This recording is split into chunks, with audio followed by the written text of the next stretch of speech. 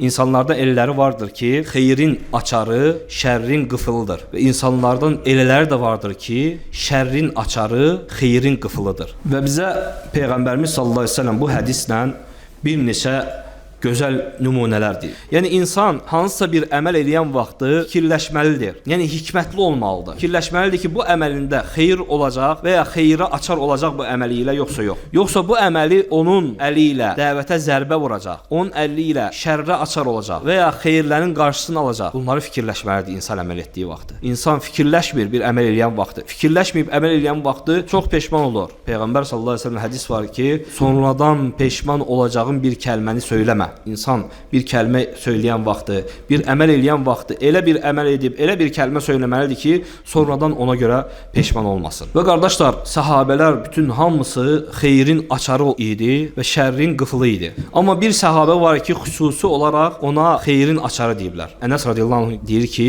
Təbit əl-Bunani o xeyrin açarıdır. Ona bu ləqəbi vermişdilər. Çünki əli ilə çox xeyirlərə vəsilə olmuş və onun əli ilə çox sünnələr yaşamışdı. Ona görə o səhabə xeyrin açarı adlandırılırdı.